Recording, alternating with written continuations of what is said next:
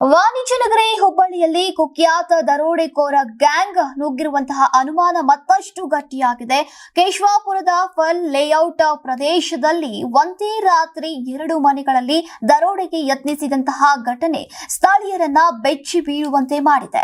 ಮುಖಕ್ಕೆ ಮಾಸ್ಕ್, ಕೈಯಲ್ಲಿ ಬಡಿಗೆ, ಕೋಲು ಹಾಗೂ ಕಬ್ಬಿಣದ ರಾಡ್ಗಳಂತಹ ಆಯುಧಗಳನ್ನ ಹಿಡಿದು ಬಂದಂತಹ ಡಕಾಯತರು ಮನೆಗಳ ಕಬ್ಬಿಣದ ಗೇಟ್ಗಳನ್ನ ರಾಜಾರೋಷವಾಗಿ ಮುರಿಯೋಕೆ ಮುಂದಾಗಿದ್ದಾರೆ.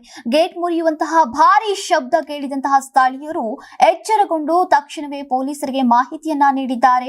ಬೀಟ್ ಪೊಲೀಸರು ಸ್ಥಳಕ್ಕೆ ಧಾವಿಸ್ತಾ ಇದ್ದಂತೆ 6 ಮಂದಿ ದರೋಡೆಕೋರರು ಮನೆಯಿಂದ ಹೊರಬಂದು ಕಾಂಪೌಂಡ್ ನಲ್ಲಿ ಅಡಗಿಕೊಳ್ಳುತ್ತಿರುವುದು ಗಮನಕ್ಕೆ ಬಂದಿದೆ. ಈ ವೇಳೆ ಪೊಲೀಸರು ವಿಷಲ್ ಊದಿದ ತಕ್ಷಣವೇ ದರೋಡೆಕೋರರು ಎಸ್ಕೇಪ್ ಆಗಿದ್ದಾರೆ. ಕುಖ್ಯಾತ ಬಾಂಗ್ಲಾ ಗ್ಯಾಂಗ್ ಆಗಿರಬಹುದು ಅಂತ ಪೊಲೀಸರು ಶಂಕೆಯನ್ನ ವ್ಯಕ್ತಪಡಿಸಿದ್ದಾರೆ.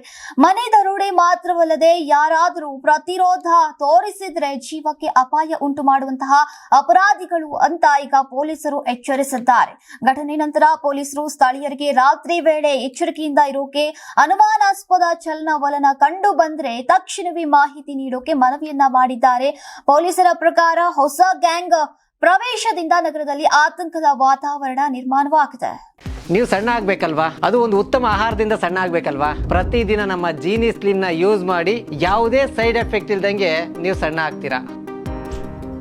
ನಿಮಗೆ ಮಾಧ್ಯಮದಲ್ಲಿ ಕೆಲಸ ಮಾಡುವ ಆಸಕ್ತಿ ಇದೆಯಾ? ಹಾಗಾದ್ರೆ ಕರ್ನಾಟಕ ಟಿವಿ ಡಿಜಿಟಲ್ ಮೀಡಿಯಾದಲ್ಲಿದೆ ನಿಮಗೆ ಒಳ್ಳೆಯ ಅವಕಾಶ.